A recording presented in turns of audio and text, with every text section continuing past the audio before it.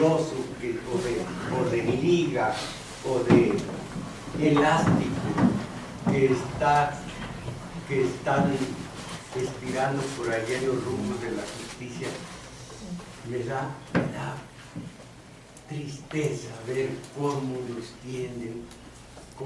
tienen dominados de principio a fin, y que nosotros vemos todo este horror y cuando mucho renegamos, pero nada más. Miren, les hablé de la CROM la vez pasada como para justipreciar desde el principio de los sindicatos de México lo que fue y cómo nació esa CROM. Miren, traigo notas que redacté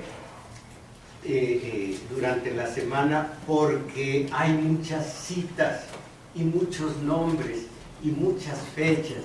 Les puedo decir de memoria, de principio a fin, lo que fue la Casa del Obrero Mundial en México.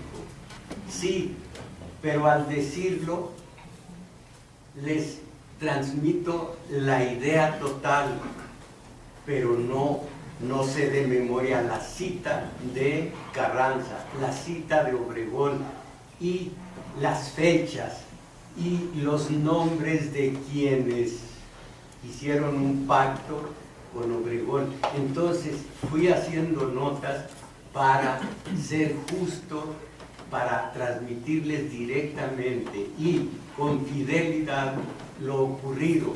Pero por lo pronto digo a ustedes, miren, 1912, un día histórico, 22 de septiembre, día de Santo Tomás de Villanueva, cuando es día de fiesta nacional, porque hay 2 días de fiesta nacional, el 21, que nací yo, el 22, que es mi santo Tomás. Entonces, el 22 de septiembre, fíjese que todas las efemérides gloriosas y alguna desgracia ocurren en septiembre, porque yo nací en septiembre. Bueno, entonces, el 22 de septiembre de 1912 nació la Casa del Obrero Mundial. Antes, no, los obreros pocos, sin ideología, sin cohesión entre ellos, sin una estrategia ninguna, no eran más que unos cuantos, y en el porfiriato nada contaron, solo como individuos para ser oprimidos y reprimidos en su momento. Y lo mismo en la revolución. La revolución, curiosamente, estilo lo que ocurrió en el 1789 en Francia. Las clases medias son las que hacen las revoluciones. La carne de cañón es la de los obreros, pero en este caso en México no fueron los obreros, fueron los campesinos. Los obreros todavía no contaban ni siquiera como carne de cañón. Entonces, fue el campesino. La revolución del 10-17 dio cerca de 1 millón de cadáveres. Les digo que parece que esa revolución fue planeada por Calderón.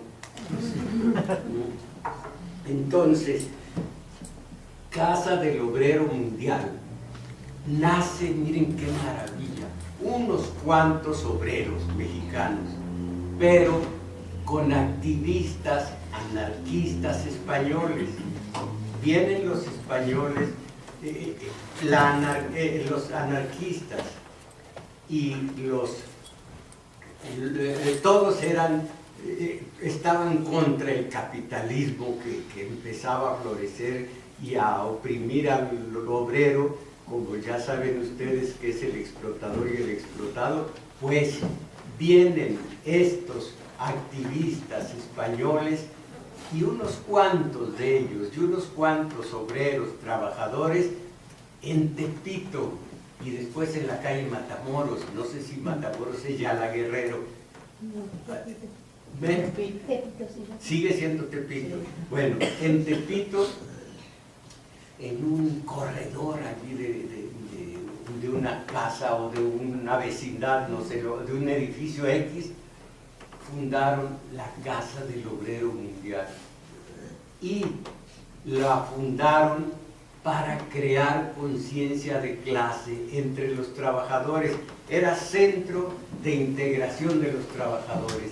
Y miren lo que hicieron estos beneméritos españoles, activistas. Hicieron de esta Casa del Obrero Mundial una escuela en donde había, conté yo, según el libro, conté nueve disciplinas. Para empezar, teoría política, para seguir historia, para después derecho, y luego español y clases de dibujo, de danza, pero lo principal, teoría política, derecho,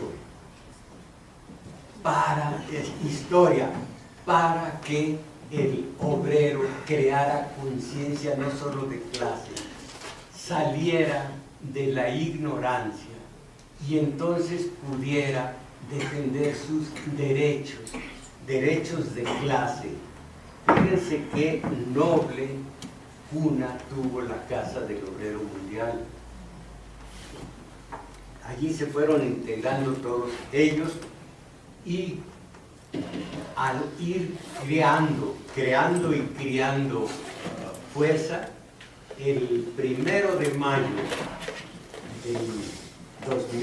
de 1911 salieron a la calle en la primera marcha multitudinaria de obreros el 1 de mayo para conmemorar la fecha histórica de los mártires de Chicago, 1887, cuando fueron ahorcados 4 de ellos, y después ya saben la secuela terrible. Aquí entre nos, para una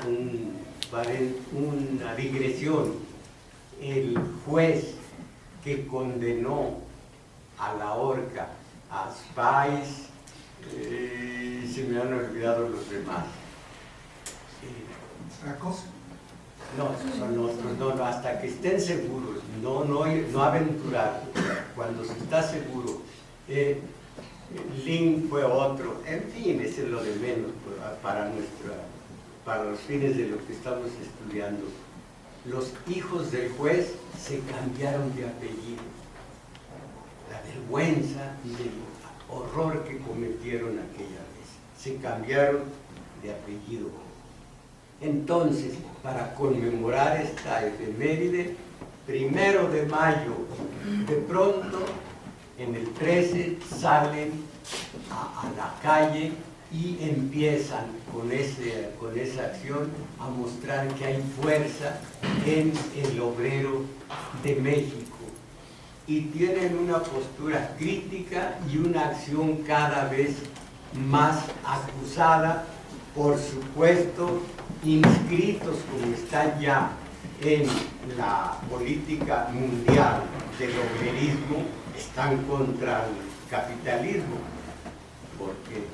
porque es la tónica de la lucha del obrero a escala internacional. Entonces ellos critican los actos del gobierno, que ya vimos que es capitalista a la mexicana y que tiene como misión no ser el árbitro entre las dificultades que surgen, los problemas entre el trabajador y el patrón, sino, aliado como es del patrón, tratar de pacificar, amansar los derechos de los trabajadores.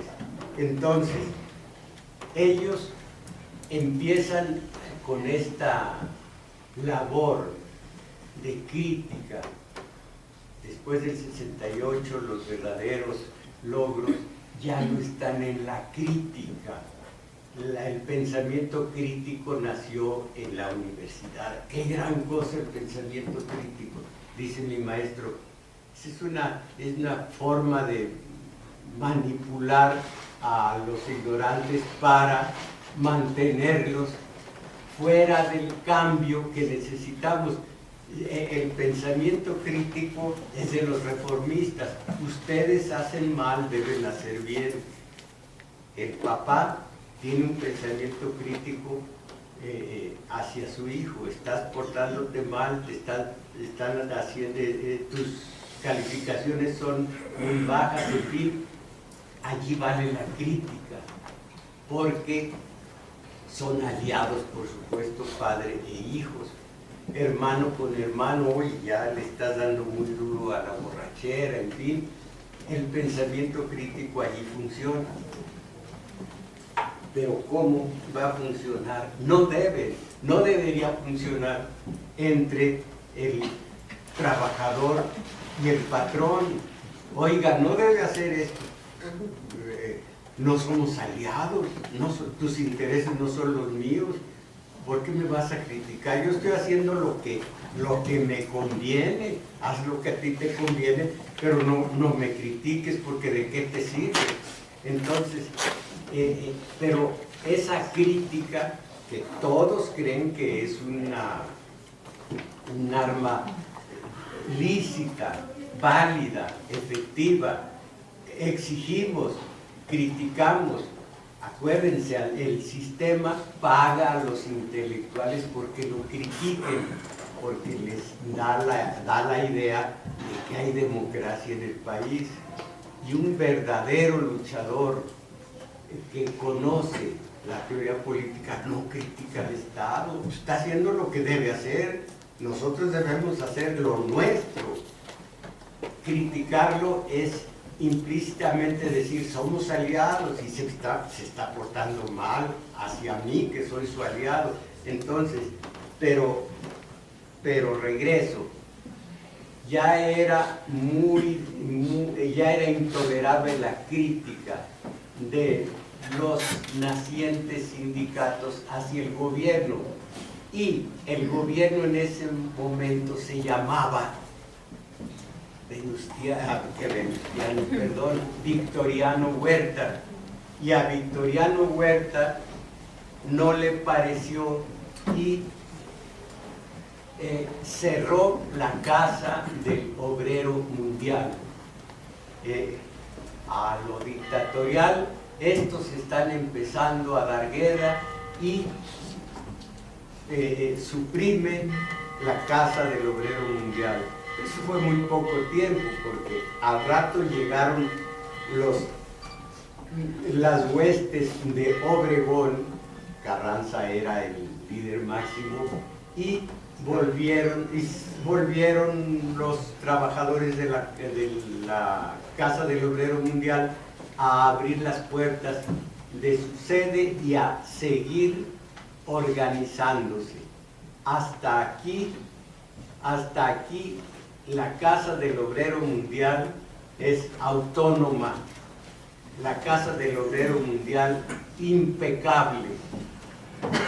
Pero en 1914, que fue cuando huyó Huerta, que fue cuando se llevó a efecto la Convención de Aguascalientes, que fue cuando abrió de nuevo sus puertas la Casa del Obrero Mundial, regresaba Obregón de la Convención de Aguascalientes. Allí había habido una ruptura. En lugar de que, llegando cada uno con sus problemas, los convencionistas, Villa por una parte, Zapata aliado de él, ellos dos aliados, y Obregón por parte de Carranza y del convencionismo,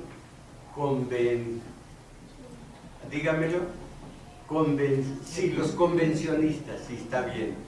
Entonces, en lugar de ponerse de acuerdo y limar las famosas asperezas y llegar a un plan común. Villa y Zapata por una parte y Obregón por otra. Obregón se comió a los delegados de la Revolución Popular, se los comió. Obregón ganó, tenía mucha más inteligencia y tenía más teoría política. Entonces salen los convencionistas, unos tienen de presidente, eligen de presidente a Roque, ¿cómo se llama? Ahorita les digo, ahora les digo, es muy conocido para mí, y Obregón y Carranza por el otro lado, se llama, bueno, ahora les digo. Entonces, Obregón llega al Distrito Federal, donde estaba más fuerte el movimiento obrero, y necesita como poder amacizarse con una base social poderosa. Y hay que ver esto, los jacobinos de la parte de los convencionistas, los jacobinos de los no convencionistas, ¿cómo se llama? Permítanme, estoy memorizando nada más. Carranza, como los convencionistas, constitucionalistas, miren nada más, gracias. Los constitucionalistas tienen dos alas. Carranza es reaccionario y Obregón, jacobino, es la parte avanzada, progresista. Busca entre los obreros precisamente de la Casa del Obrero Internacional, busca apoyo, porque el apoyo estaba dado a los convencionistas. Roque González se llamaba el presidente. Ellos tenían el apoyo popular y no Carranza y no Obregón.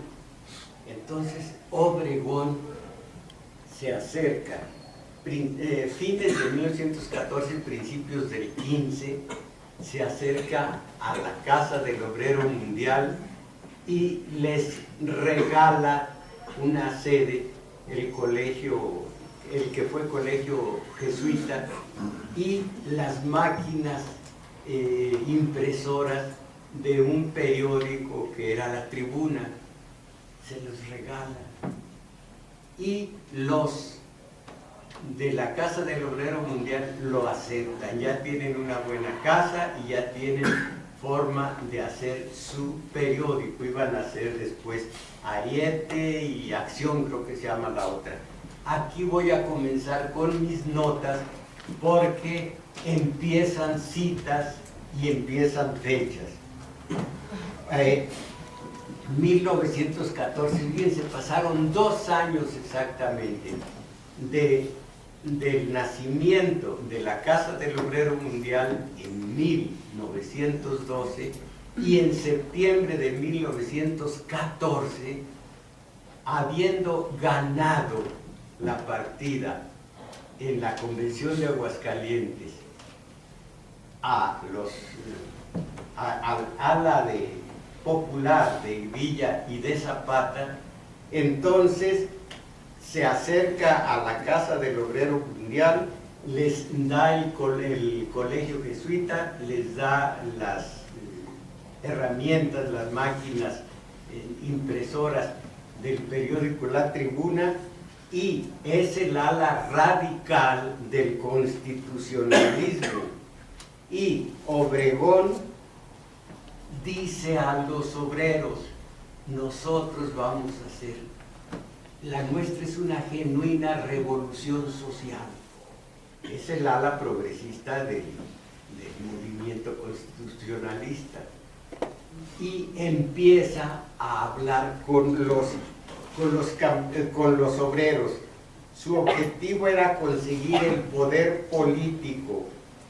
Se necesitaba obtener el respaldo popular del que en ese momento gozaban en gran medida los convencionistas.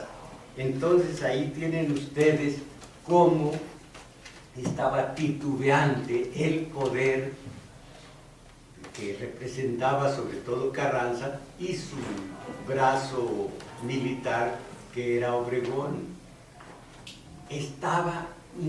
Era más popular la tesis de Zapata y de Villa, que eran los que habían hecho la parte de las conquistas populares de la revolución.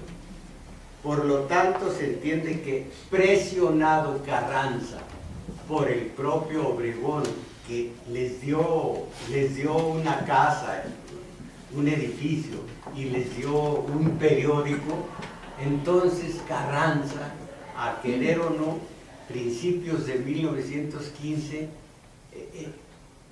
estableció varios decretos adicionados al plan de Guadalupe, que era el suyo, para repartir tierras a los campesinos en cuanto se hicieran algunas expropiaciones, y además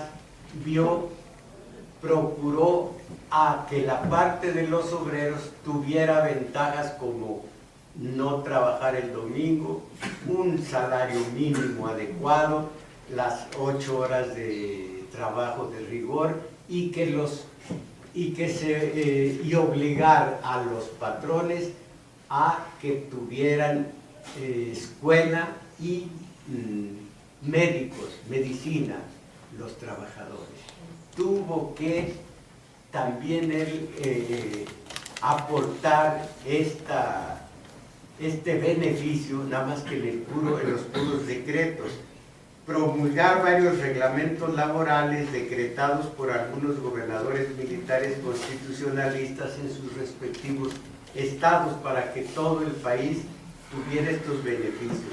Descanso dominical, jornada máxima de trabajo, salario mínimo, abolición de las tiendas de raya, la obligación por parte de los empresarios de instalar servicios médicos y escuelas para los trabajadores.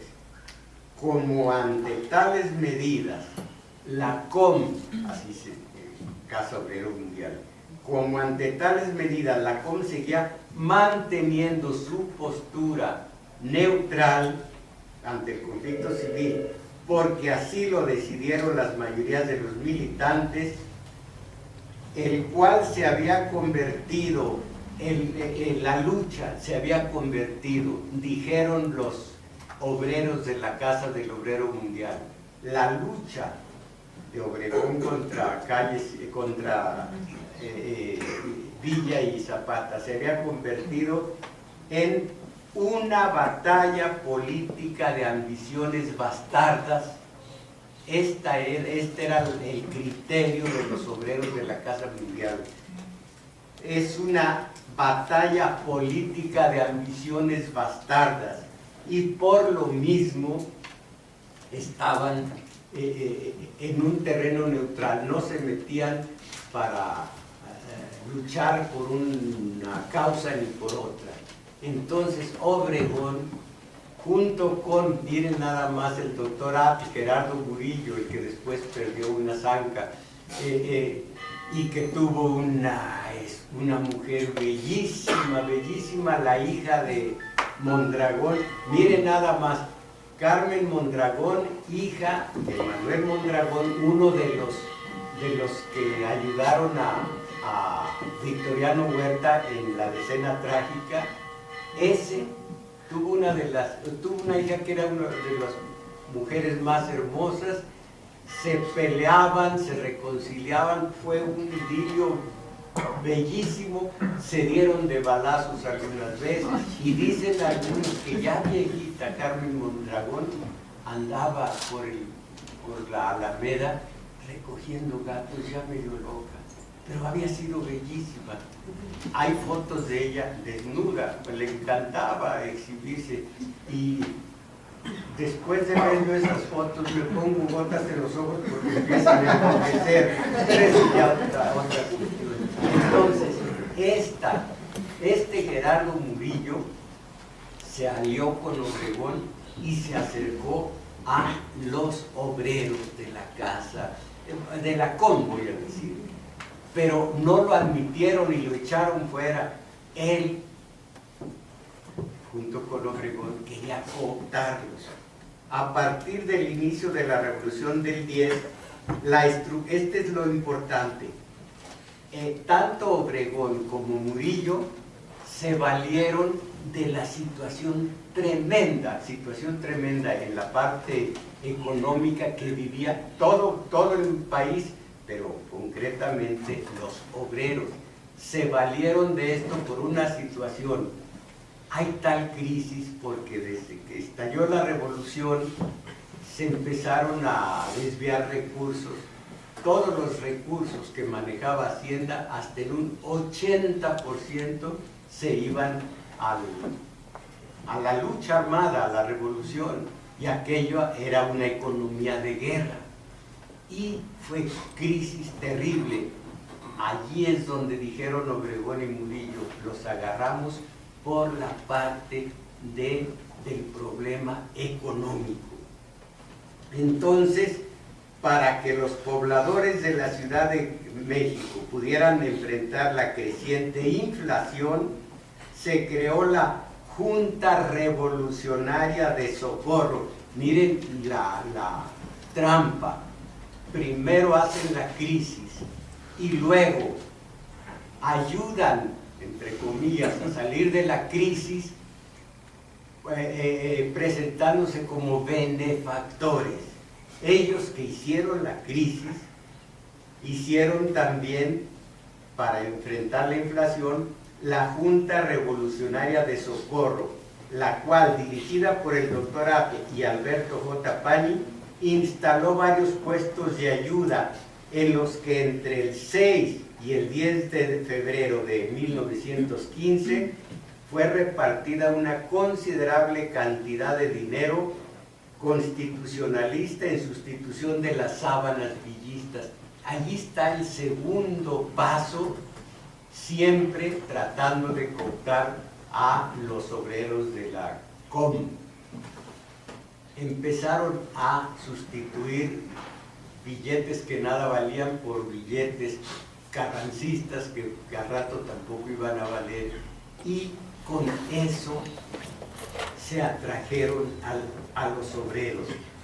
En particular, la situación de los habitantes del DF se tornaba cada vez más precaria porque a la escasez de productos de primera necesidad, los zapatistas estaban cerca de la Ciudad de México y no dejaban pasar recursos alimenticios.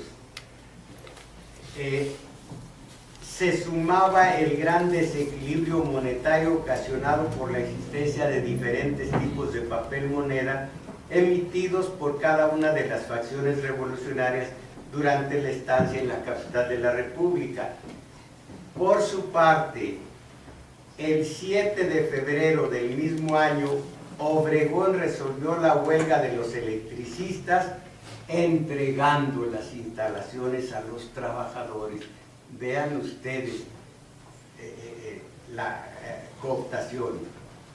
Además, sosteniendo que lo implantaba para aliviar la aflicción o la aflictiva situación de las clases menesterosas y trabajadores y trabajadoras, decretó un subsidio extraordinario de $500,000 de pesos a las iglesias, a los comerciantes, a los empresarios de la ciudad, para los obreros.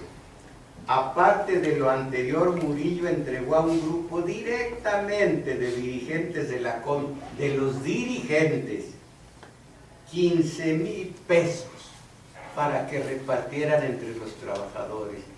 Pero esos $15,000 pesos, ¿quién puede asegurar que se fueron a los trabajadores y era una cantidad pequeña, aunque para ese tiempo era estratosférica. Bueno, ahora aquí está la médula de todo. El 8 de febrero, esta organización, la COMI, realizó una asamblea general para determinar su posición respecto de la situación nacional.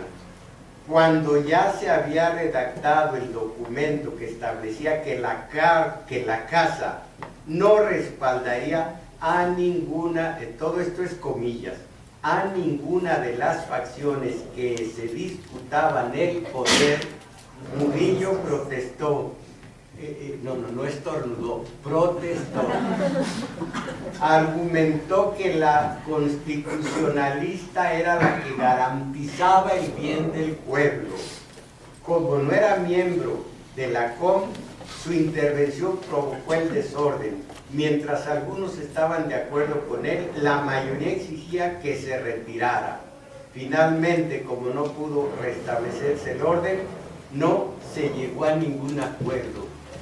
Vean la línea de los obreros de la Casa del Obrero Mundial, que era la más fuerte en ese momento, era la que aglutinaba muchos sindicatos, sindicatos de tortilleros, sindicatos de zapateros, de conductores de tranvías y demás, de estos sindicatos todavía pequeños, pero era la casa que controlaba a todos ellos.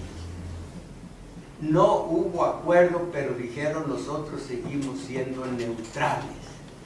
Ahora, esto que viene enseguida me hace decir que lo que ya han escuchado en la radio, ya nos tomaron la medida, ya nos perdieron el respeto. El día de hoy siento el horror de lo que es la justicia en México, la justicia. Nos tomaron la medida, nos perdieron el respeto, pero nos vencen por nuestra pura ignorancia. Dice Delors, un historiador, habrá mayor penalidad, mayor mortificación para un historiador el tener que hacer la crónica de tantas traiciones, de tantas claudicaciones, del vencimiento de los débiles en este país.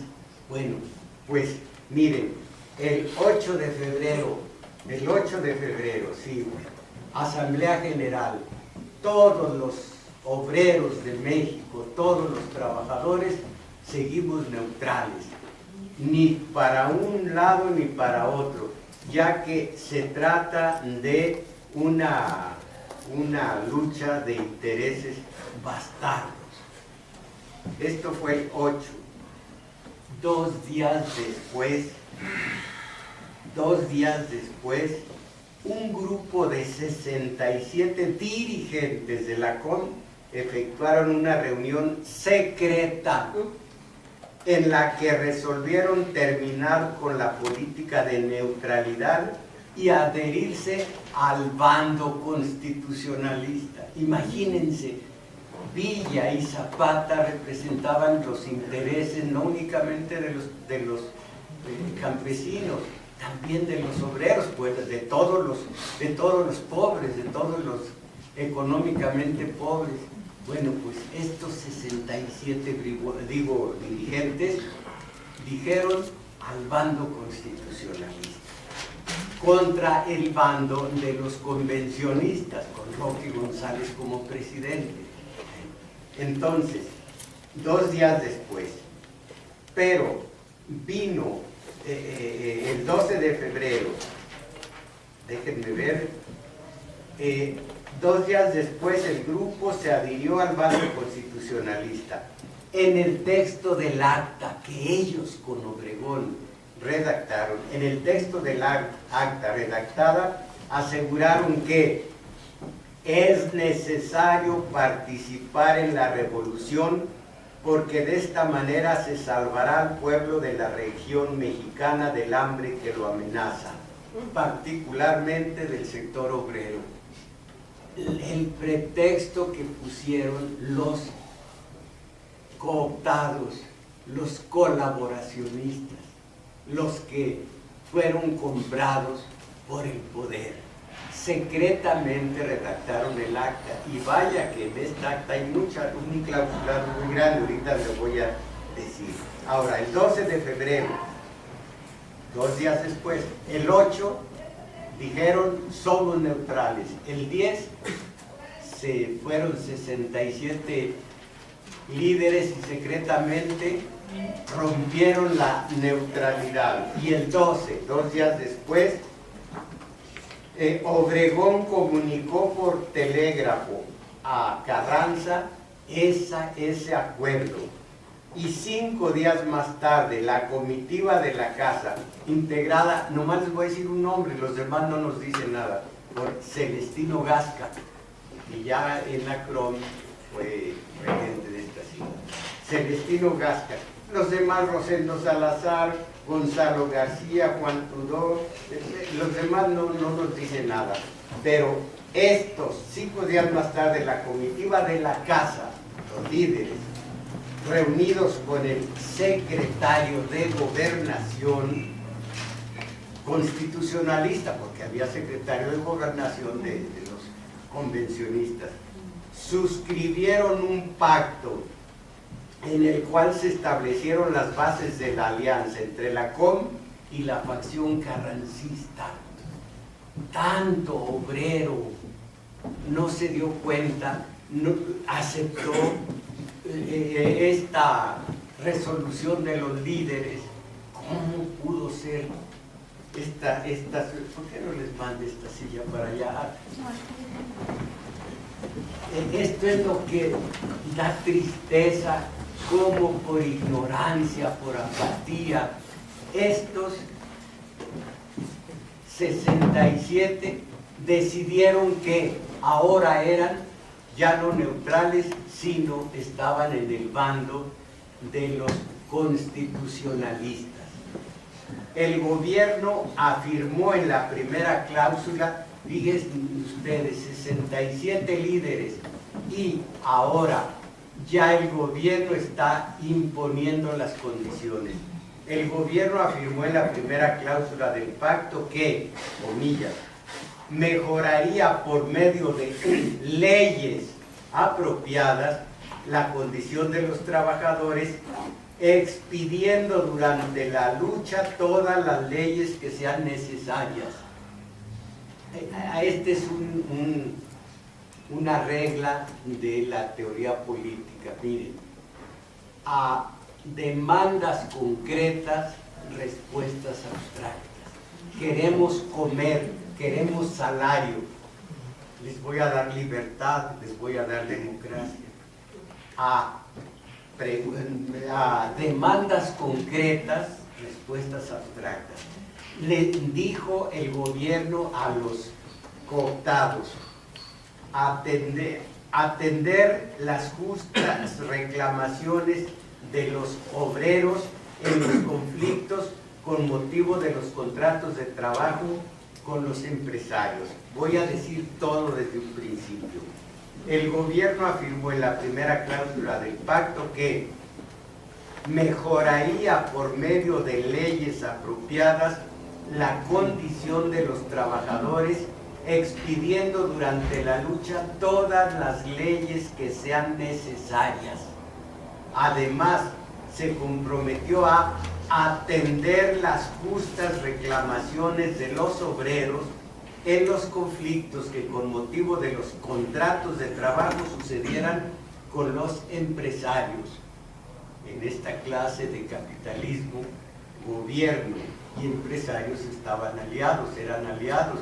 La prueba está en que solamente un sindicato estaba para buscar mejoras económicas, no para hacer política. Entonces, miren las propuestas, las promesas tan vagas y tan difíciles de cumplir, porque en la estrategia del gobierno estaba la cercanía y el auxilio y la colaboración con los empresarios. Bueno, en la sexta cláusula se acordó que la COM haría propaganda activa con el objetivo de conseguir el apoyo de todos los obreros de la República para la facción constitucionalista, porque ésta haría efectivo para las clases trabajadoras el mejoramiento que éstas persiguen por medio de sus agrupaciones. Poner las tareas propias de los obreros en manos de un patrocinador oficial que no es su aliado. Pero ya verán más adelante. Entonces, nada más para que se lo graben, en la cláusula sexta, que los de la COM harían propaganda efectiva con el objeto de conseguir el apoyo de todos los obreros de la República para la facción constitucionalista, porque ésta haría efectivo para las clases trabajadoras el mejoramiento que éstas persiguen por medio de sus agrupaciones. Ya no asumir, ahora deleguen en mí, ya no asuman, ya no hagan, dejen que yo haga por ustedes. Dicha tarea la realizaría a través de la COM, a través de comités revolucionarios, los cuales, además de la labor de propaganda, también organizarían en sindicatos a los trabajadores de los lugares controlados por el ejército de Carranza. Como todos aceptaron en un pacto que únicamente suscribieron 67 dirigentes. Y como les digo, ellos están actuando, están asumiendo su papel, buscando su mejoría. No, ya no la busquen, dejen que nosotros busquemos la mejoría para ustedes. Ya no tú, cordero, deja que yo, lobo, te haga el trabajo. Vean por qué da desesperación que la ignorancia llegue a estas aberraciones. Finalmente, en la octava cláusula, miren que no, el pacto no fue cualquier cosa. Finalmente, en la octava cláusula quedó establecido que los contingentes militares obreros se denominaran rojos, cualesquiera que fuera debe ser cualquiera que fuera la forma en que se organizaran, ya sea batallones, regimientos, brigadas, divisiones o compañías.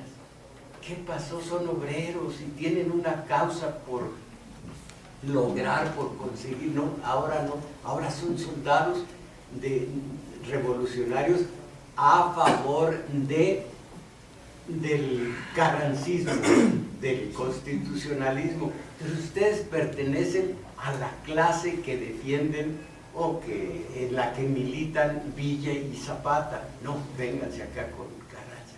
Y allá van los obreros y se hacen soldados de esa facción. Ahora, el Comité Revolucionario, a partir de ese momento, máximo organismo de dirección de la COM, ahora la COM está manejada por el Comité Revolucionario.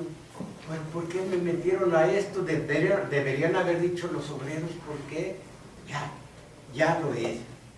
Máximo órgano de dirección de la COM y los comités de prensa y publicidad y de propaganda, integrados por personajes del grupo que en la madrugada del 11 de febrero acordó formar una división compuesta por elementos meramente obreros, los mismos 69, al siguiente 67, al siguiente día estos obreros van a ser militares. No les tomaron su opinión. El Comité Revolucionario, a partir de ese momento máximo órgano de dirección de la COM y los comités de prensa y publicidad y propaganda, los tres integrados por personajes del grupo que la madrugada del 11 de febrero acordó formar una división compuesta por elementos meramente obreros, consiguieron enrolar a varios miles de trabajadores del Distrito Federal. No existe una cifra sobre el número exacto de obreros que integraron las milicias de la casa, pero todas las fuentes compuestas por obreros, pero todas las fuentes coinciden en que fueron aproximadamente entre 4 y 7 mil, aparte del grupo sanitario de mujeres obreras destinado a atender a los heridos. Conforme iban siendo alistados, los trabajadores salían con sus esposas y sus hijos en tren rumbo a Orizaba, Veracruz, donde la COM instalaría su cuartel de operaciones. De esta manera, para el 11 de marzo del 15, ya habían abandonado la Ciudad de México todas estas familias. En Orizaba se reunieron aproximadamente 8,000 personas.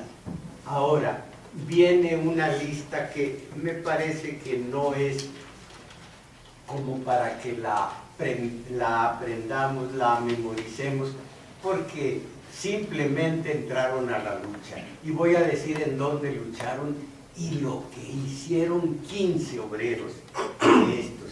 Miren, de allí, de esta forma, convencidos por sus dirigentes de que la facción constitucionalista representaba el porvenir de las agrupaciones obreras y del pueblo en general, todo esto, comíllelo, esto está citado en el acta. La facción constitucionalista representaba el porvenir de las agrupaciones obreras y del pueblo en general. Los obreros de la COM estuvieron listos, oigan esto, para entrar en combate contra los villistas y zapatistas, a quienes los obreros de la Casa del Obrero Mundial identificaron como aliados y representantes de la burguesía y del clero. No es como para chicos. Entonces, contra Zapata y contra Villa, que eran aliados del clero y de los explotadores. Todo esto es real, todo esto sucedió. La historia oficial, ¿cuándo nos cuenta? ¿Cuándo nos cuenta esto? Entonces, como aliados en combate contra los villistas y los zapatistas, a quienes identificaron como aliados y representantes de la burguesía y el clero, es decir, de la reacción. No tuvieron que esperar mucho tiempo. A principios de abril, el batallón número 1 de obreros lo hizo en el Ébano, San Luis Potosí, donde se enfrentó a los Dorados de Villa. ¿Cómo ven el no saber identificar al enemigo histórico, el dejarse manipular, el convertirse en soldados de la facción reaccionaria, yendo allá con mujeres e hijos? Carajo. Bueno, aquí lucharon en el Líbano, fueron derrotados por... El Líbano, sí. Fueron derrotados por Tomás Urbina y sus fuerzas villistas, pero siguieron, lucharon contra 40,000 soldados de la División del Norte de Villa. Todo esto son acciones de guerra que llevaron a cabo. Obregón entablaron la segunda batalla de Celaya, ayudando a Obregón contra Villa. ¿Cómo puede suceder esto? En León, Obregón envió un telegrama a Carranza en el que le comunicó que tras 5 días continuos de rudo combate se había logrado un nuevo triunfo sobre traidores villistas, haciéndoles huir vergonzosamente desbandándolos en pequeñas gavillas y recogiéndoles 72 cañones, parque, armas, ametralladoras, trenes, impedimenta y haciéndoles muchas bajas. Todo esto es comillas, todo esto tal como sucedió. Por su parte, los tranviarios, batallón número 2, fueron desplazados a la Huasteca Veracruzana, donde etcétera, etcétera, y lucharon en Teocelo y en Huatusco contra los que debían haber sido sus aliados. Ahora, nada más esto, a pesar, ¿cómo se llama el lugar muy raro? Tonilita, en Tonilita, Jalisco, vencieron a los villistas. A pesar de su victoria, 15 soldados del tercer batallón murieron cuando, ante la carencia de balas y antes que llegaran a reforzarlos sus compañeros del batallón número 4, estropearon sus armas y se dejaron ir por un voladero. En honor de estos héroes fallecidos en septiembre del 15, los trabajadores de la COM realizaron mítines en muchos lugares del país. 15 obreros convertidos en soldados, estropear las armas y aventarse por un precipicio. Esto es digno de lo que lee uno en las epopeyas griegas, en las epopeyas sobre todo de los espartanos. Hermoso, pero caramba, cómo se dejaron llevar por esta situación. Bueno, ya lucharon y ganó el constitucionalismo. Ahora ya vuelven al Distrito Federal los combatientes obreros. En ese contexto, los dirigentes de la COM reemprendieron sus labores de organización sindical. No lo hicieron solo en la Ciudad de México, donde en enero del 16 fundan la Federación de Sindicatos Obreros del DF, con muchas agrupaciones, etc., sino también en los lugares donde durante la guerra sus cerca de un centenar de propagandistas establecieron sucursales. Frente a la escalada de precios y a la galopante depreciación del papel moneda constitucionalista, muchas de las organizaciones de la Casa del Obrero Mundial comenzaron a declarar huelgas en demanda fundamentalmente de aumento salarial, todo por los sindicatos, pura reivindicación económica. A lo largo de los últimos meses del 15 esta situación se generalizó y aquí vienen los aliados de ellos, Obregón y Carranza. Para desventura de los dirigentes de la COM, que habían puesto todas sus esperanzas en las promesas de Carranza, no es ser cretinos, no es ser animales, falta de conciencia de enemigo histórico. ¿Cómo ponen las esperanzas en el poder si ellos no lo tienen? Y se necesita, o son unos o son otros, pero no los dos al mismo tiempo. Para desventura de los dirigentes de la COM, que habían puesto todas sus esperanzas en las promesas de Carranza, una vez legitimado por las armas como encargado del Poder Ejecutivo, liquidó las huelgas mediante la represión. En su discurso del 3 de febrero del 16 dejó claro cuál era la postura frente a estas. Las consideraba injustificadas porque, tal como lo dijo, el gobierno emanado de la revolución ha estimado al obrero y le ha prestado todo su apoyo en sus demandas justas. Pero entre ese elemento del trabajo llamado a la prosperidad, se han introducido, deslizándose a manera de serpiente venenosa, algunos arteros y ruines agitadores que, indignos de todo miramiento, introducen la cizaña bajo el falaz pretexto de trabajar por el mejoramiento obrero y fomentan huelgas, disolviendo la unidad del trabajo y perjudicando la consolidación del orden. Los aliados de ayer, este es el pago, pero Claro que Carranza tiene razón, su razón pues es el poder. Utilizó a los tontos estos y luego los desechó. Pero es lo que nosotros no queremos entender. Este discurso pudo ser el de hoy, pudo ser el de Calderón, puede ser el de Peña mañana o pasado.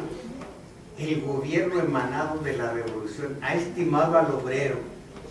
Vean las respuestas abstractas, no dice le han dado al obrero lo que merece, tanto de salario mínimo, no, ha estimado al obrero y le ha prestado todo su apoyo.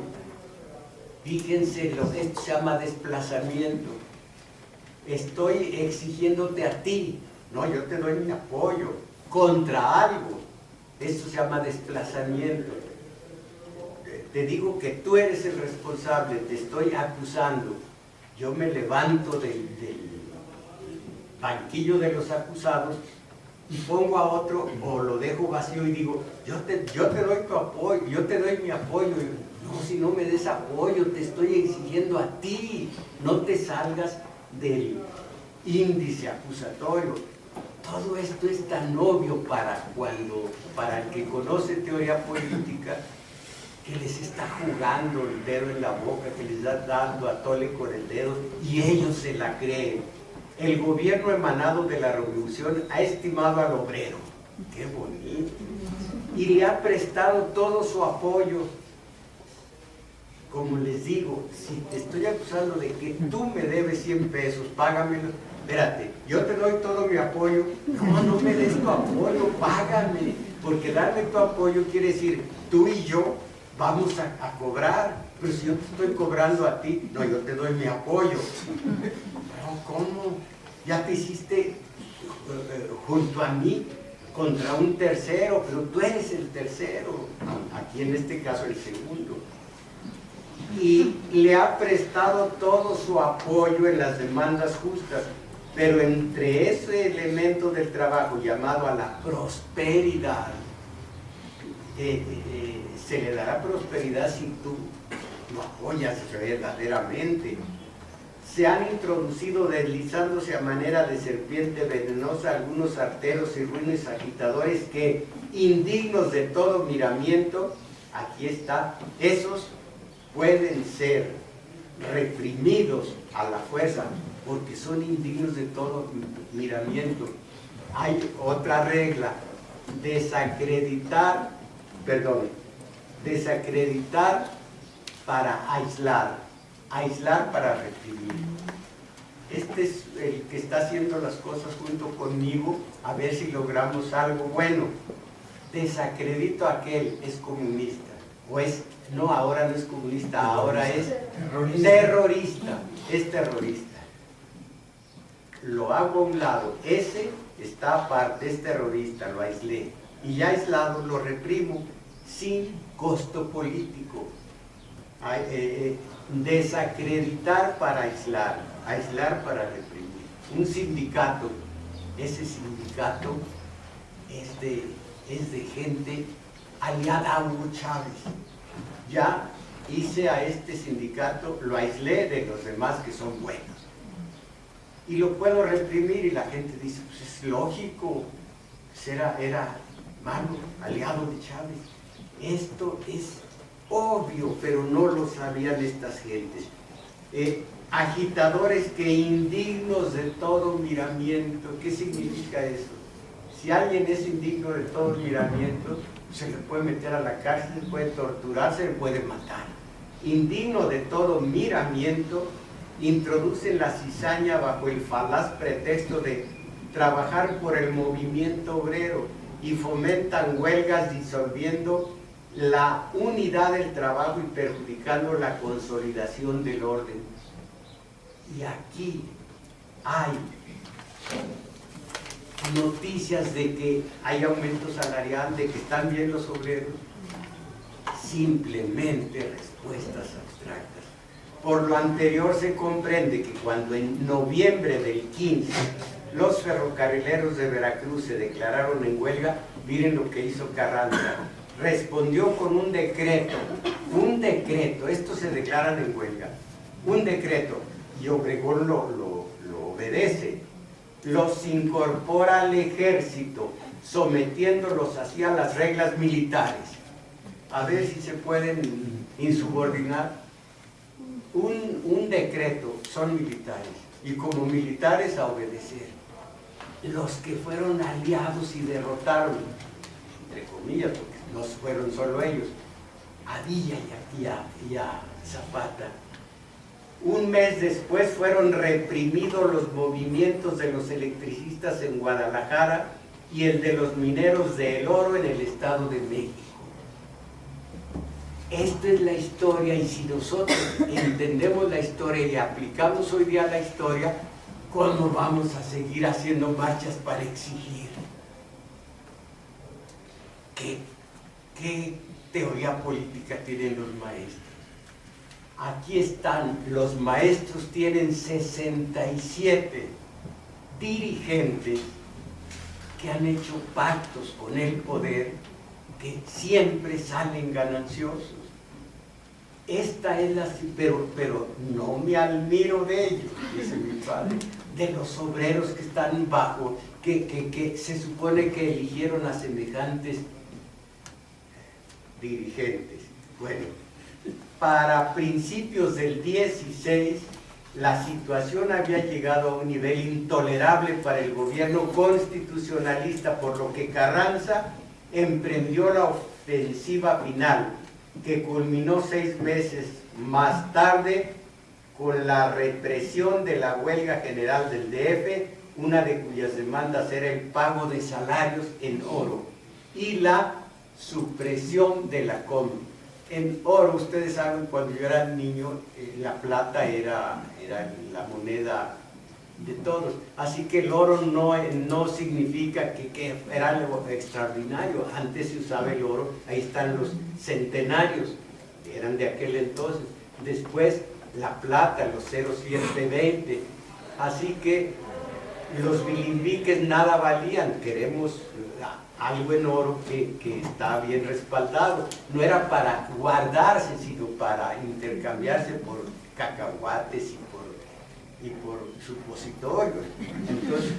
Entonces, la supresión de la COM en el 16 fue del 12 al 16, 4 años. En 4 años los obreros recorrieron un camino que si lo aprendieran, si los de hoy lo aprendieran, dirían: no, estos ya cayeron en todas las trampas del poder, no caigamos nosotros. Un poco más para finalizar. Para empezar, el 13 de enero decretó la disolución de los batallones rojos, a cuyos miembros, soldados y oficiales que hubieran participado en la guerra, a eso sí les fue bien, que hubieran participado en la guerra, se les iban a entregar 2 meses de haberes, que no se cumplió. 2 meses de haberes a los que arriesgaron su vida. 6 días más tarde, el general Pablo González escribió en su manifiesto: a los obreros del DF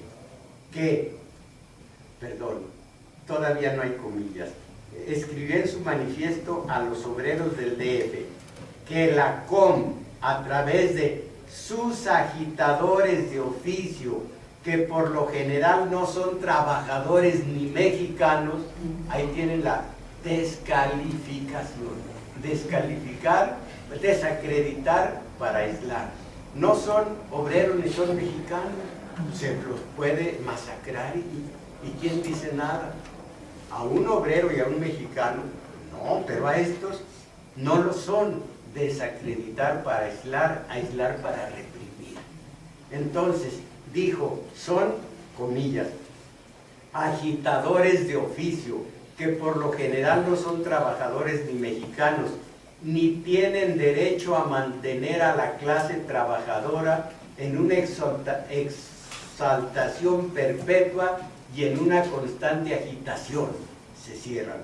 Finalmente agregó que si la revolución había combatido la tiranía capitalista, mentira absoluta, no iba a permitir la tiranía proletaria.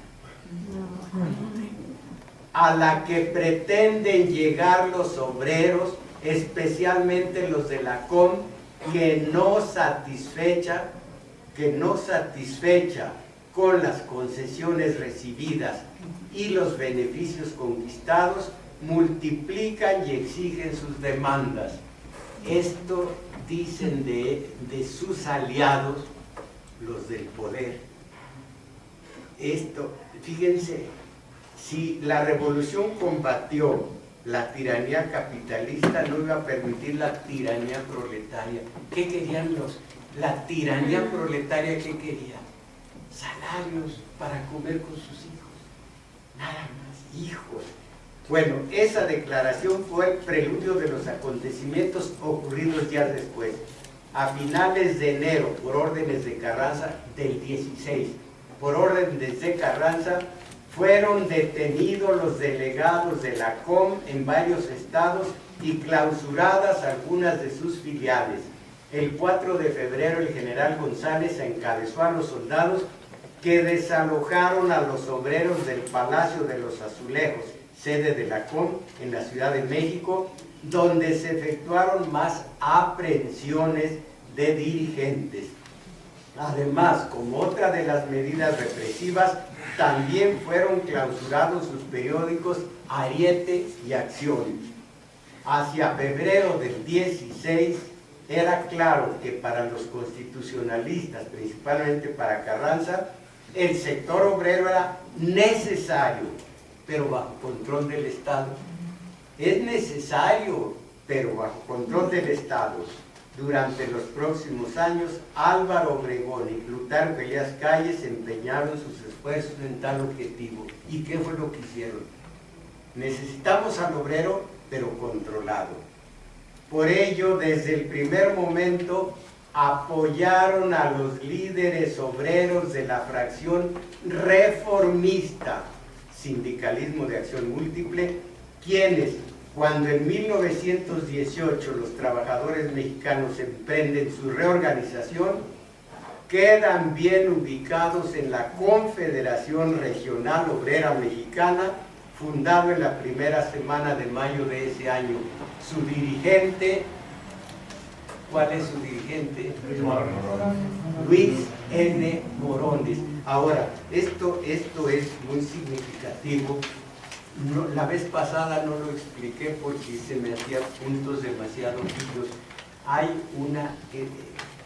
los laboristas ingleses, recuerdan, fueron los que fueron los creadores en la época moderna, en 1915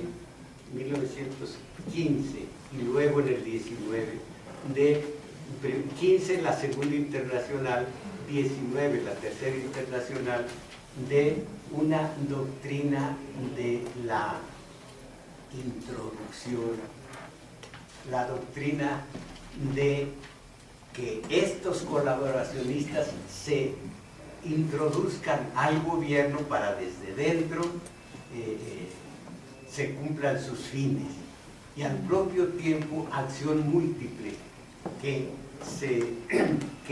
los sindicatos hagan política, que los partidos políticos hagan política y los sindicatos hagan política económica nada más, que busquen reivindicaciones políticas. Entonces la CROM dijo: voy a tener al propio tiempo el brazo político, e hizo el Partido Laborista Mexicano. Y con Álvaro Obregón, Luis N. Morones dijo: tengo la CROM que el propio Obregón dijo, reformista, de acción múltiple. Entonces, si es de acción múltiple, vamos a crear un partido político que haga la política. En la CROM hace la reivindicación económica. Y una vez que ya tuvo Morones, con el patrocinio de Obregón, y después total apoyo de Calles, ya que tuvo la CROM, creó el Partido Laborista. Y después, esto ya lo dije a ustedes, pero lo voy a leer y se los leí a ustedes. Después, el documento secreto que firmó con Obregón Morones tenía 4 exigencias. La primera, creación de un ministerio de trabajo para asuntos relacionados con la clase obrera. Fue el Industria, Comercio y Trabajo, Secretaría de Industria, Comercio y Trabajo. Segundo, se nombre a una persona identificada con los obreros para la cartera de Industria, Comercio y Trabajo. ¿Quién será una persona identificada con los obreros? Tercero, que para tal nombramiento fuera tomada en consideración la opinión de los dirigentes del Partido Laborista Mexicano, de él, no era su líder, era el dueño, que para a quién vamos a nombrar, que se pida la opinión del laborista mexicano, que es de su propiedad. Y finalmente, que se reconociera la personalidad legal del Comité Central de la CROM para tratar directamente con el Ministerio de Trabajo o en su defecto con el Poder Ejecutivo de la Unión para todos los asuntos relacionados con las agrupaciones de la República. Entonces, simplemente que yo lleve todos los asuntos políticos por medio del laborista y económicos por medio de la CROM, y que los asuntos económicos de la CROM, de la que soy dueño, que me dio Obregón, que sean enfocados, dirigidos por medio del laborista, del cual soy el líder. Y entonces lo resuelva el titular de la Secretaría de Industria, Comercio y Trabajo, que soy yo. Así que un obrero o un sindicato de la Confederación tiene algunas demandas, es a través de, para llegar a mí. Yo, que debería ser el que ve por los intereses del trabajador, soy el que voy a juzgar. Y acuérdense que el laborista iba diluyendo las demandas de los trabajadores hasta llegar a Industria, Comercio y Trabajo, donde resolvía Morones. Morones era el del inicio y Morones era el del final. Esto es política reformista, colaboracionista, y lo que llegó a ser finalmente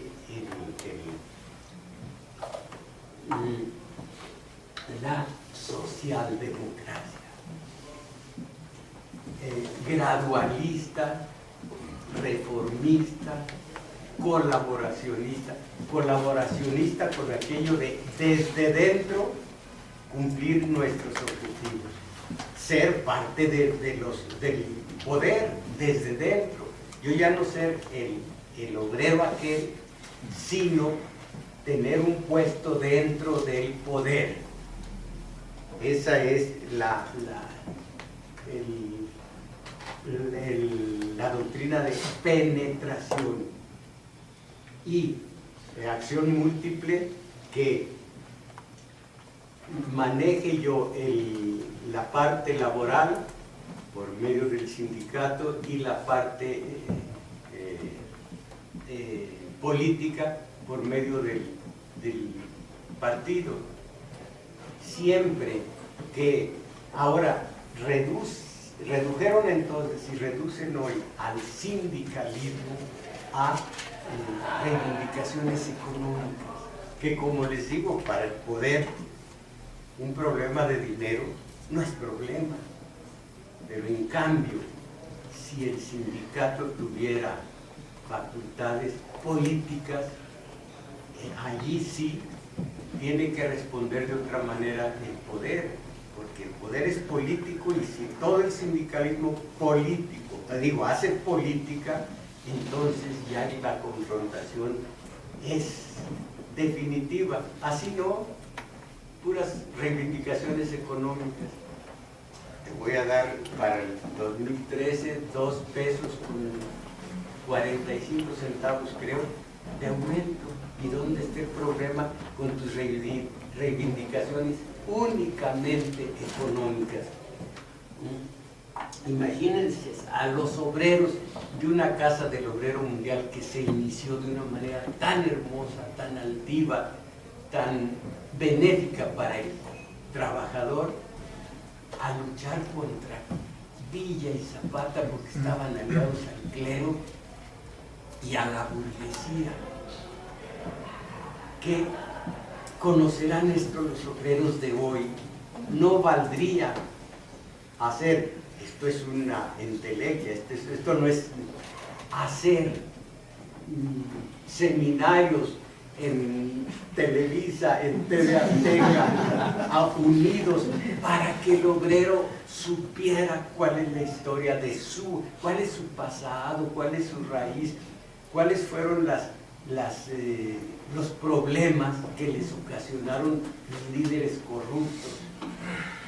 Todo esto, si lo supieran, hay que hacer hincapié en este asunto porque la mayoría de nosotros pues pertenece a este sector obrero y tenemos hasta hoy visto la historia desde 1808 hasta 1850, ya no llegamos al 57, que es la promulgación de la Carta Magna, ya no llegamos allí. Llegamos, no me acuerdo, creo que hasta, bueno, pues por el 50. Vamos a seguir con los liberales a la manera mexicana hasta la revolución, por la parte de la historia. Partidos políticos, vamos a hacer más énfasis en la Revolución Francesa, en los 3 estados. ¿Alguien se acuerda de cuáles son los 3 estados de la Revolución Francesa? Nobleza, clero y nobleza. Sí, cierto. Miren, esto no sé cómo pudiéramos realizarlo. Con alumnos de la edad apropiada, yo dejo tareas, yo pido examen, hago exámenes, realizo exámenes, pido resúmenes y demás, pero con seres ya, no hay cómo decir, saben o no saben de lo que les queda o no les queda esta serie de conceptos. Miren, nomás vean esta cosa. Lo que hemos visto, por supuesto que son documentos, lo que hemos visto ocurrió. ¿Creen ustedes que, primero, que está en la historia oficial? No, nomás la Casa del Obrero Mundial, Luis N. Morones, en la CROM y ya. No les enseñan esto ni en la escuela, ni a los obreros en sus uniones, en sus mutualidades, en sus centros, ahora en sus sindicatos. He estado dando el gradualismo. Entonces, ¿cómo van a dejar de exigir y de hacer marchas? Vean que muchos dieron la vida por una causa que era su contraria, que era su enemiga, la de Carranza y de Obregón y de Pablo González, que ya vieron cómo contestaron al siguiente año, y creyendo que Zapata y Villa, aliados del clero y de la burguesía, si esto lo supiera el obrero el día de hoy, tendría más cuidado. Yo les insisto, conciencia de enemigo histórico. Cuando ya se tiene esa conciencia, si se quiere hacer por la causa, se asume, no se delega. Aquí llegamos en un momento en el que vieron ustedes que les dice Obregón, dejen en nosotros la realización de sus demandas. Ya se abuló la situación, ya están delegando, y hoy están delegando desde en sus líderes. Vi yo cuáles fueron, bueno, acuérdense, la CROM dio lugar a la CTM, el laborista mexicano dio lugar al PRI. Ahora, ya que ustedes sí ya son testigos de esto, ¿qué fue la CTM cuando Fidel Velázquez? Conté los 2 periodos de Fidel Velázquez y veo cuánto duró de líder en la CTM, 52 años.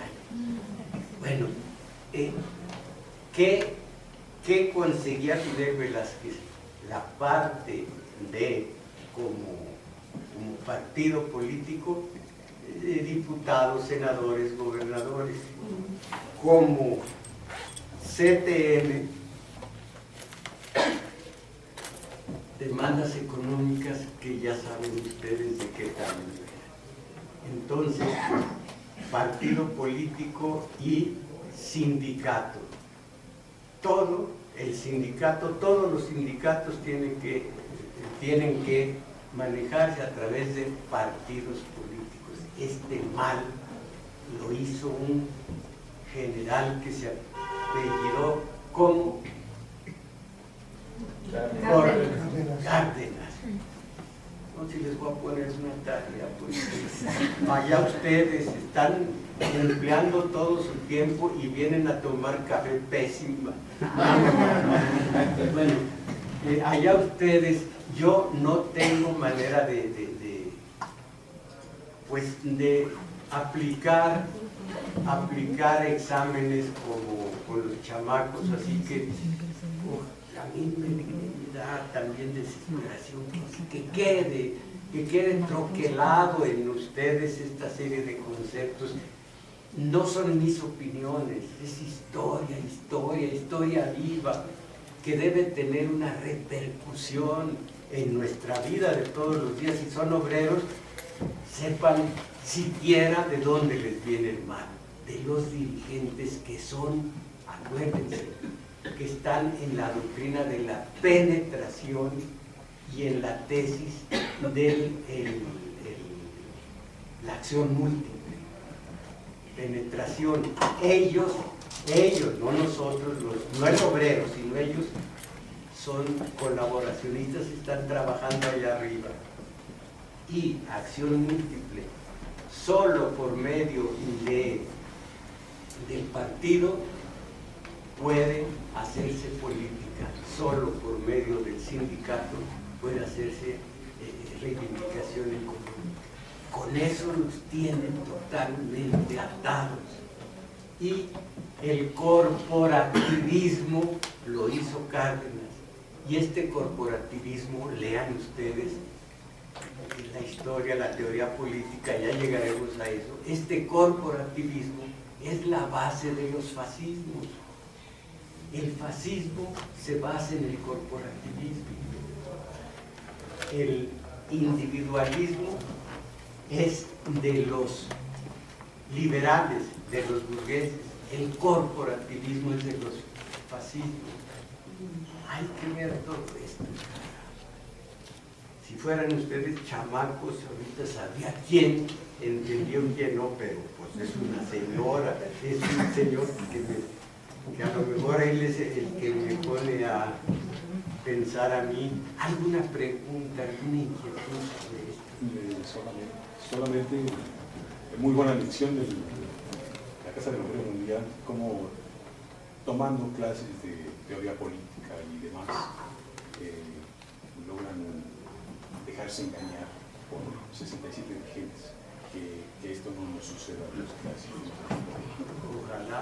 Vean ustedes la revolución, y repito, son las clases medias. La revolución francesa el pueblo campesino, nada más que los campesinos eran tantos, estaban tan iracundos con unas crisis bárbaras que entraron como carne de cañón, pero la punta de lanza, la burguesía, el tercer estado, es la punta de lanza. Aquí también son las clases medias, el campesino, el obrero en estos lugares, en estos países, en estas épocas, no piensa, no es el factor, simplemente se deja.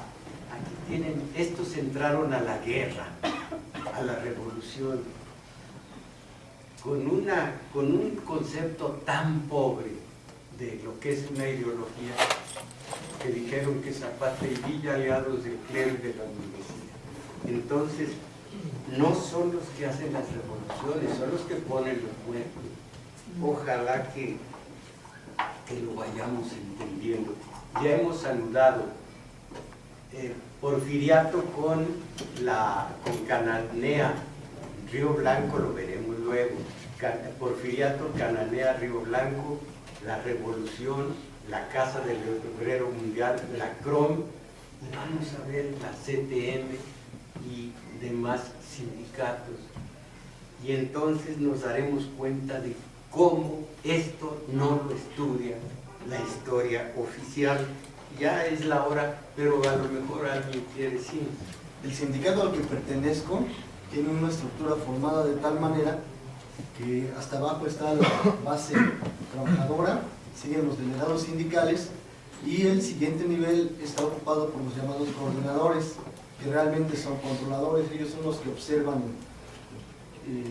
a posibles disidentes y tienen la estructura y el poder para castigarlos, reprimirlos, etc. ¿Qué se puede hacer? Bueno, acuérdense que cuando se tiene ya la historia, ya se tienen herramientas, nada más que ahí está lo difícil, que si usted piensa y los demás no, ¿qué se puede hacer? No puede mover a un conglomerado que no piensa, que no quiere pensar. Ahora, esto que usted dice de los sindicalistas, de sus sindicatos, ¿cómo va a ser? Si usted piensa, si usted ya lo reflexionó, ¿qué puede hacer ante sindicalistas que cuando tienen alguna queja porque el delegado no les cumplió o no les hizo caso en alguna demanda, dicen, me voy a quejar con mi sindicato, siempre con la cúpula por dentro? Son piramidales, la cúpula. El sindicato es Rodríguez, ¿cómo se llama? No, el del Stunam, Rodríguez, Agustín. Para ellos, para el Stunam, el sindicato es Agustín Rodríguez. Para los telefonistas es Francisco Hernández. Francisco Juárez, sí, pero entonces no tienen idea de lo que es un sindicato. La próxima quizá vamos a ver el obrerismo, cómo hizo las cosas de modo tal que Marx dijo proletariado del mundo,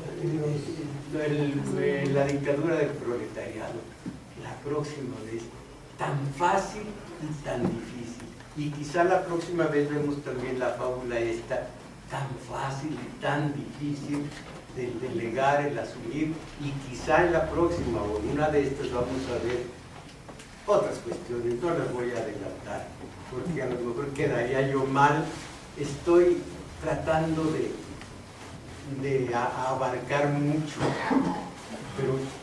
pero tengo temor de que todo esto se deslice, se chorree, se vaya. Yo lo que creo que sería mejor no leer tanto junto, porque sí, la verdad que sí se va, sino ir leyendo y ir explicando o haciendo algunas otras que... No, sí, pero permítame, es la primera vez que leo, no es mi tema, pero pudiera ser que que traiga, vamos a suponer, traiga un libro y vaya haciendo ese método, o simplemente puede ser un libro sobre algo. Miren, por fuerza voy a leer lo del el obrero, cómo llegaron a la solidaridad, a la independencia, al mandato revocatorio, a la ética, a todo esto, cómo lo logró el obrero sin que se diera cuenta el patrón. Allí sí voy a leer porque no lo puedo memorizar, debe ser leído porque es un documento. Sí, voy a campechanear la lectura con la explicación, gracias. Mira, algo más que... sí. ¿El Partido Laborista Inglés aún persiste? No sé, sí, bueno, ya le dicen que todavía no tenía yo imagínese, se desprende de la Segunda Internacional de 1915 y esa Segunda Internacional ya se puso a la derecha del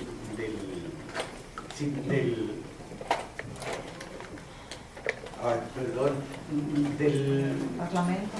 No, el socialismo, a la derecha del socialismo, que aplicando la teoría de la Segunda Internacional hizo la Revolución de Octubre, noviembre, octubre, ya saben que es lo mismo. Entonces la tesis de los revolucionarios valió para hacer la revolución en Rusia y que naciera la Unión Soviética. Pero en esa Segunda Internacional la socialdemocracia se volvió revisionista, se volvió, lo acaba de decir, reformista, y con reformista, con esa tesis y con esa doctrina, desde dentro, y el sindicato solo para el dinerito y el partido político solo para la política. Esto lo puso a la derecha del socialismo, y de ahí en adelante lo que yo no sabía es que persiste hoy día.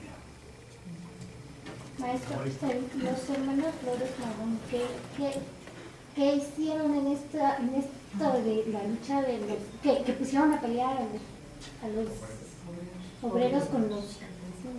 En 1808 los Flores Magón tenían esa ideología que también los fundadores españoles de la Casa del Obrero Mundial, el anarquismo y el anarcosindicalismo acá en la Casa del Obrero Mundial, eran unas tesis hijas de su tiempo, pero impracticables, imprácticas, en cualquier día, en cualquier tiempo, porque se trata de que no haya gobierno, no haya leyes, solamente la ética, la moralidad personal, o la moral. La moral es el concepto, la moralidad es la acción.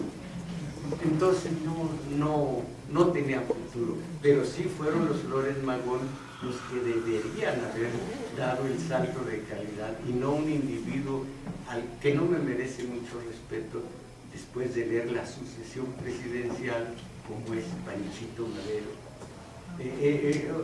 Esta cuarteta de Panchito Madero, hubo un reaccionario asqueroso, pero estupendo poeta e ingenioso, que se llamó José Juan Tablada. Él era partidario de Victoriano Huerta. Creo que ya les dije esto.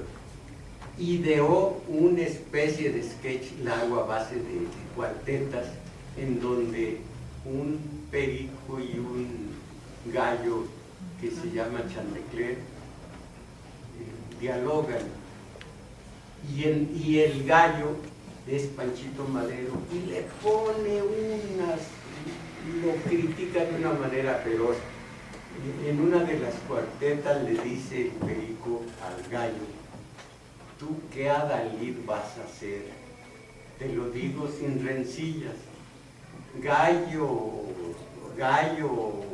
fuerte quieres ser y te falta, Chantecler, lo que ponen las gallinas.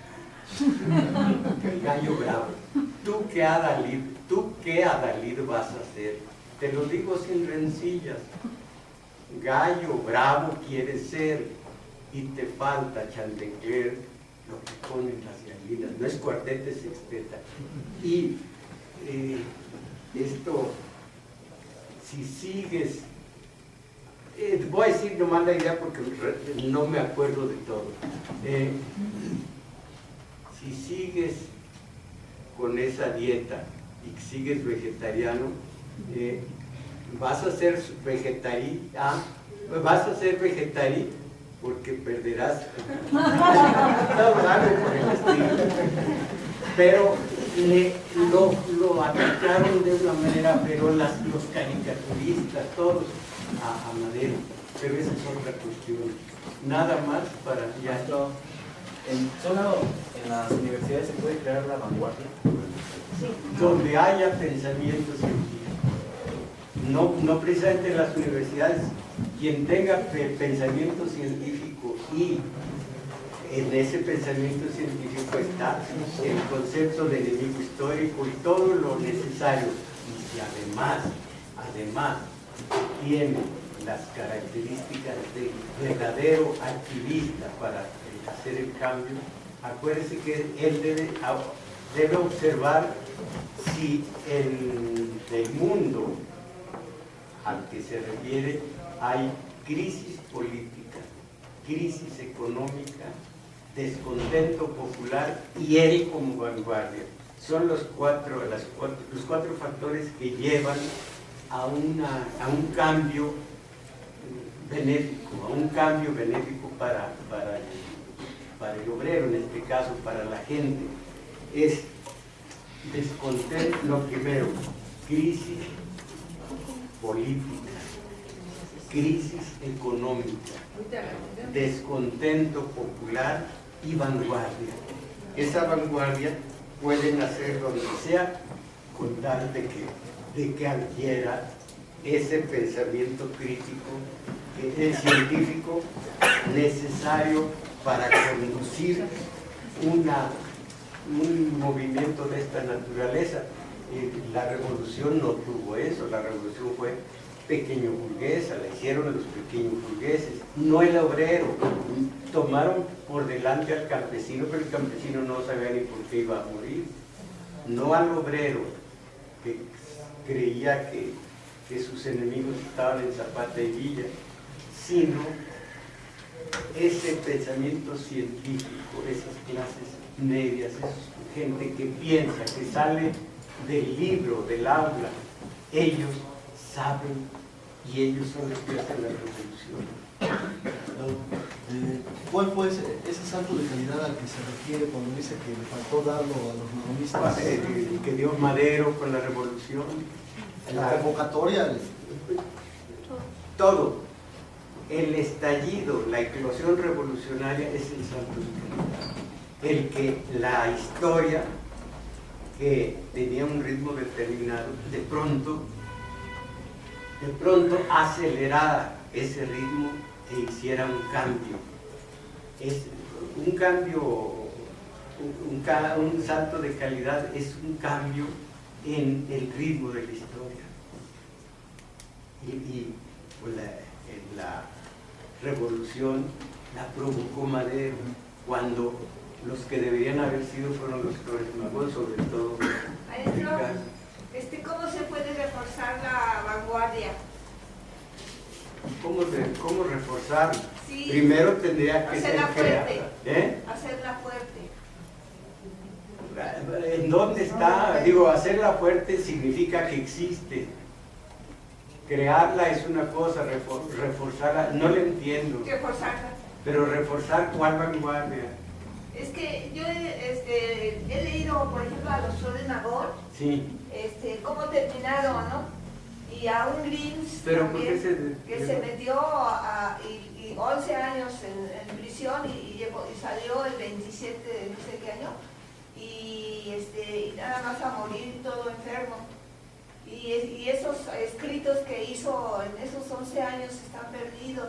Es la prisión Living Digo, Ward. todos los luchadores que nos han ayudado terminan recluidos y golpeados, bien golpeados. Oiga, calibra usted, según lo que hoy vimos, calibra la potencia del enemigo histórico. Pues es muy grande.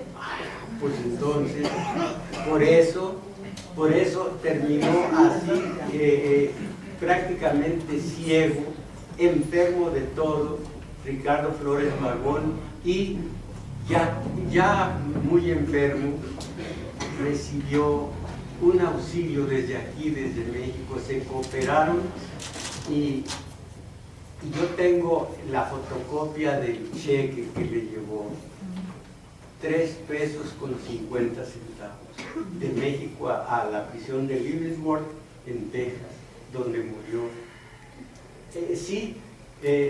Hay un señor que terminó crucificado después de su lucha por los demás. ¿Cómo se llamó? ¿Listo? Espartaco.